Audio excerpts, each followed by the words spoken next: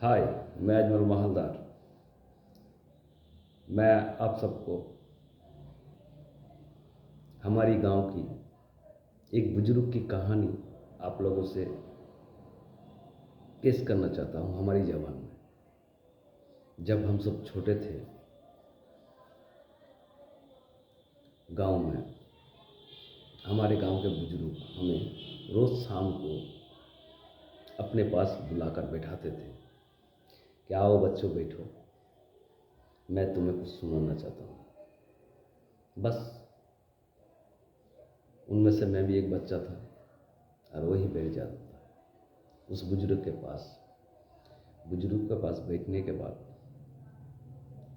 बैठे हुए हम लोग, और बुजुर्ग बोलने लगा कि बच्चों, तुम सबको मैं आज एक जमींदार की कहानी सुनाऊंगा। हम लोग उस टाइम में तो बच्चे थे, हम लोगों ने भी कहा सुनाइए। उसने कहा एक जमींदार था, उसके पास इतनी जमीन थी, वो जितने भी दूर जाता था बस चलता ही जाता था। जहाँ भी नजर जाती थी सिर्फ उसकी जमीन उसे दिखाई देती थी और मुस्कुराता था और हंसता था। बस जमींदार हंसता था, मुस्कुराता था और बस जमींदार अपने घर चला गया। घर में बैठा हुआ है जमींदार, और जमींदार को सुनाई दे रही है किसी एक भिखारी की आवाज़। मुझे खाने दे दो बाबा, मुझे खाने दे दो, मुझे खाना दे दो। एक भिखारी ऐसे बोल के वो फरियाद कर रहा था। जमींदार बैठे हुआ था, उठने के बाद अपने नौकर से कहा कि उस भिखारी को हमारे पास लेकर आओ, हमारे दरबार में। बस उसका नौकर गया, जमींदार का नौकर भिखारी को कहा आपको हमारा जमींदार बुला रहा है, आप आइए हमारे साथ। भिखारी सोचता रहा, मैंने क्या ऐसी फरियाद कर दी बाबा जो मुझे जमींदार बुला रहा है, अंदर बुला रहा है। सोचने लगा भिखारी। सोचते सोचते डरता हुआ वो जमींदार के पास आया।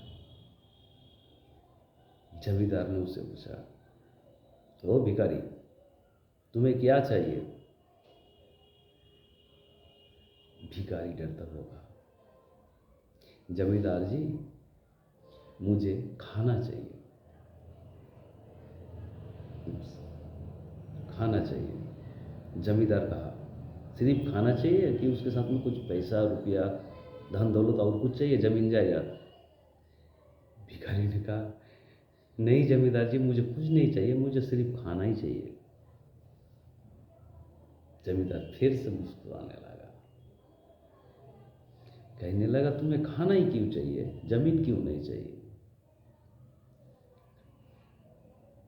भिखारी ने कहा, जमींदार जी, आप कहीं मेरे बात को बुरा ना मान जाए, इसलिए मैं आपको बता नहीं सकता। जमींदार ने कहा, मैं तो तुम्हें जवान देता हूँ, मैं तुम्हें कुछ नहीं कहूँगा, सिर्फ मुझे सुनाओ क्या बात है। भिखारी ने कहा कि कुछ नहीं कहोगे तो? जमींदार जी बोले कि नहीं, कुछ नहीं कहूँगा, तुम सुनाओ। भिखारी ने कहा, ना मेरा घर है ना घाट है, मैं पैदल चलता हूँ और घरों घरों के पास जाकर जिसका भी दरबार देखता हूँ, घर देखता हूँ, बस मैं खाना ही मांगता हूँ। खाना जो खिला देता है मैं खा लेता हूँ।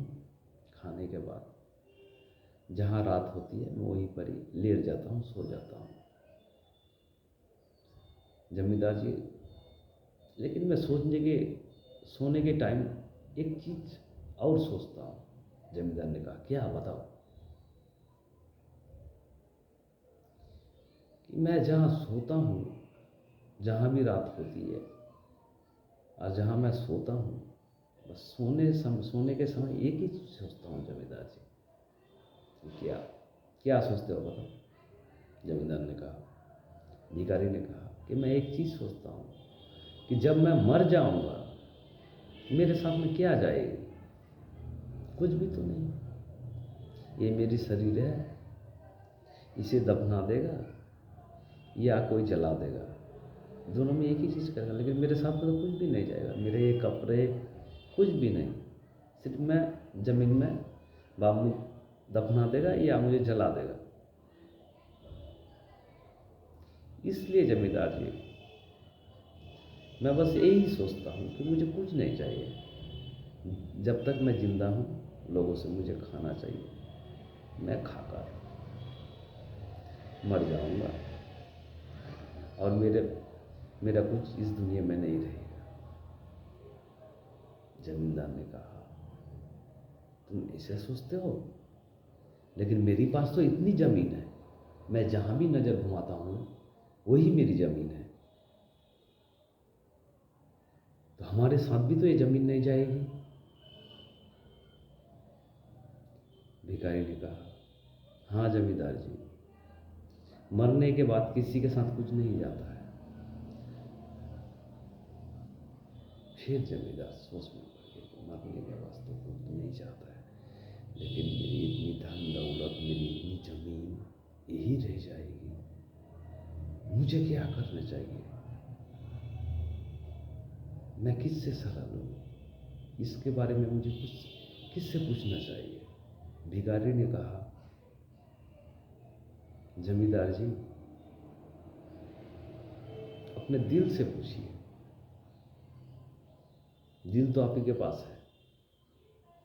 जमींदार ने कहा, दिल से पूछो? भिखारी ने कहा, हाँ दिल से पूछिए। कि दिल से मैं क्या पूछूं? दिल से यही पूछो जमींदार जी कि आप जब मर जाएंगे तो आपके साथ तो कुछ नहीं जाएगा, आप ही जाओगे। ये जमीन दौलत, ये धन, ये सब तो यही रह जाएगा। इसके लिए आपको कुछ अच्छा काम करना चाहिए जमींदार जी। जमींदार ने कहा भिखारी से, क्या अच्छा काम करना चाहिए मुझे बताओ? कि जैसे आप मुझे कुछ खिलाए हो, और भी पड़ोस में जितने हैं आप सबको कुछ ना कुछ देते रहिए। देने से बरकत होता है जमींदार जी, और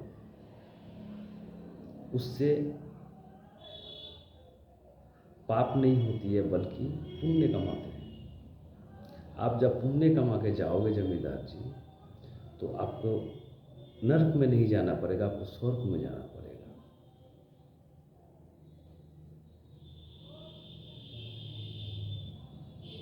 तो जमींदार फिर से सोचने लगा,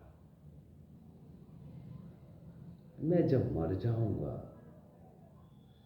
मैं स्वर्ग में जाऊंगा, और स्वर्ग में जाने के लिए मुझे अच्छे काम करने पड़ेंगे।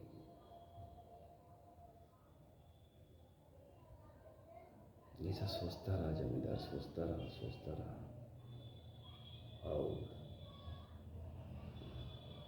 फर्श से हमारे गांव में एक आवाज़ आ चुकी, और हमारे बुजुर्ग रुक गए। हमारे बुजुर्ग ने कहा कि बच्चों, आज यही तक, मैं आप लोगों को फिर से कल सुनाऊंगा।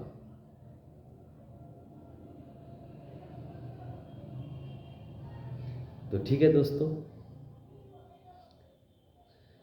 तो इसके दूसरे भाग में कल आप लोगों को पेश करूंगा।